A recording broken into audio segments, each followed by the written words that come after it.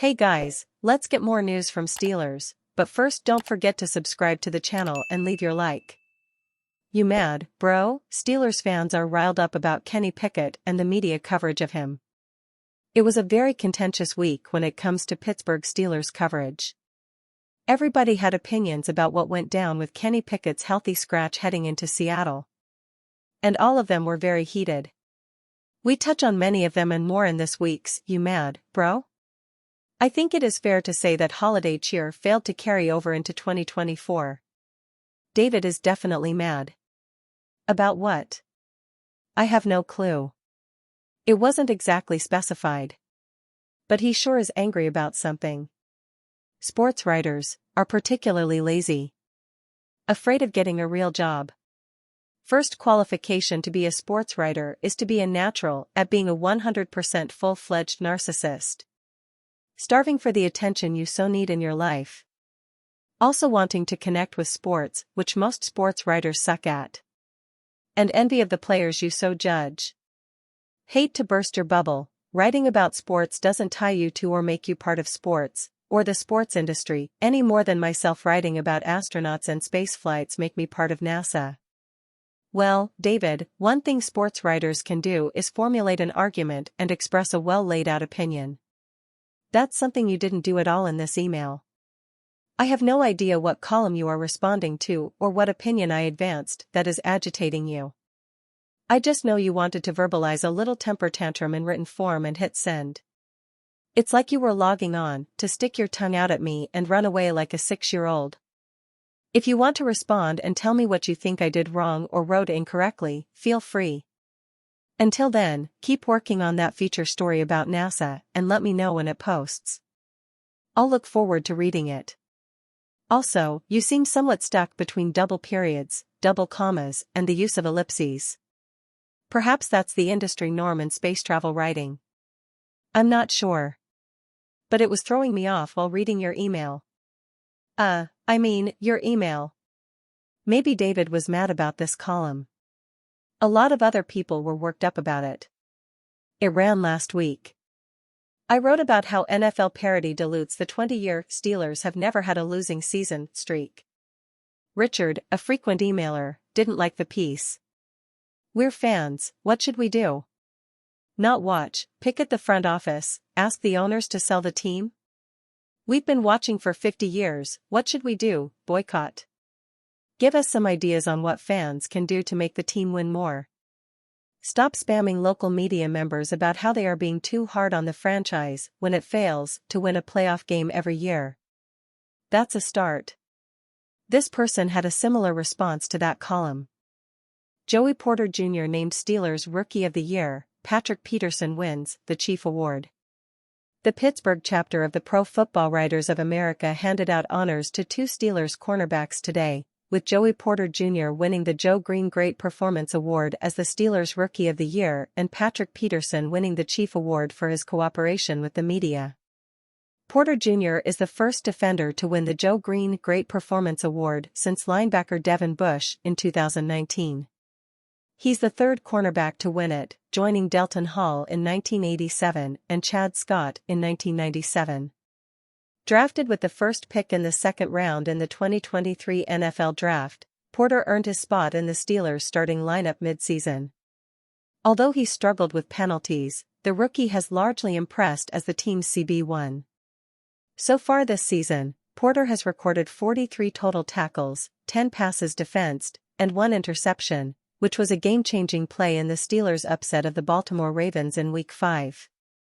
Last year's Team Rookie of the Year winner was quarterback Kenny Pickett. Peterson won the Chief Award in his first year with the Steelers. The honor, named after Steelers founder Art Rooney Sr., is presented each year to a Steeler for their cooperation with the Pittsburgh media.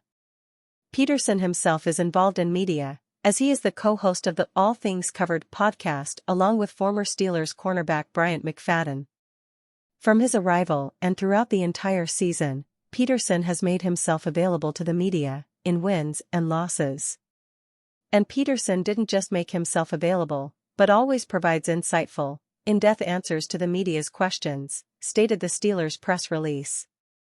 Peterson joins a list of many well-respected Steelers who have won the award, including Cam Hayward, Joe Hayden, David DeCastro, Arthur Moats, and many others.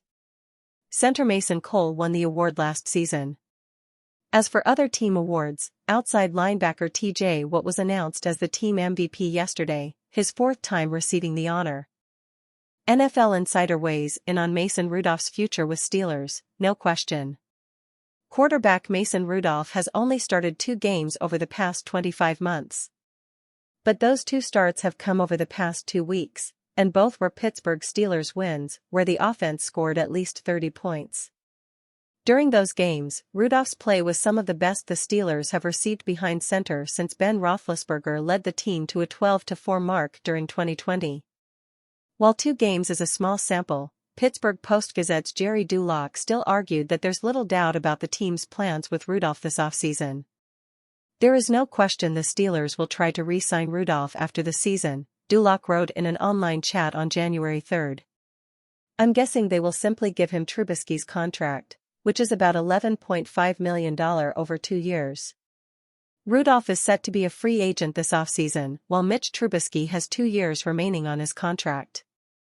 The Steelers surprised media pundits and fans by bringing back Rudolph and signing Trubisky to a contract extension last offseason. But this offseason, Dulac projected Pittsburgh's preferred plan as bringing back Rudolph and not Trubisky for 2024. Pickett, Mason, Rudolph, and a new number 3. Trubisky is scheduled to earn $4.5 million in salary and another $1 million in roster bonus in 2024 and $5 million in salary and $1 million in roster bonus in 2025, Dulac wrote. That's $11.5 million in real money the Steelers will save if they release him.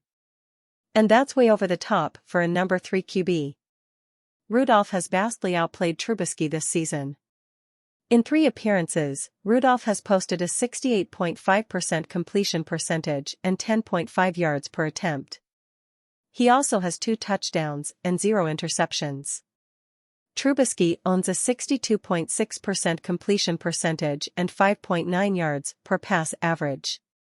He has 4 touchdowns and 5 interceptions in 5 appearances as well. Each quarterback has made 2 starts in place of an injured Kenny Pickett. The Steelers won both of Rudolph's starts and averaged 32 points per game. The Steelers lost both of Trubisky's starts while averaging 15.5 points per contest. Pittsburgh needs to beat the Baltimore Ravens on January 6 to keep its playoff hopes alive. If that happens, and the Steelers earn a playoff spot, it seems highly unlikely that head coach Mike Tomlin would turn back to Pickett in the postseason. That means it's highly likely, with Rudolph starting again in Week 18 despite Pickett returning to full health, that Rudolph will end this season as Pittsburgh's starting quarterback. Dulac, though, doesn't anticipate that remaining the case even if the Steelers successfully reach a contract agreement with Rudolph. Absolutely, he will be offered and brought back as the number 2 QB after what he has shown, Dulac wrote. Unless he takes them to the Super Bowl, however, I don't think there will be an open competition for the starting job at training camp. And even then I don't think there will be. Kenny Pickett will be their QB in 2024. Pickett has posted a 7-5 record as a starting quarterback in each of his 2 NFL seasons. But he has averaged just 6.3 yards per pass and thrown 13 touchdowns in 25 games. And you fan, what do you think of the Mason Rudolph situation? Leave your opinion in the comments.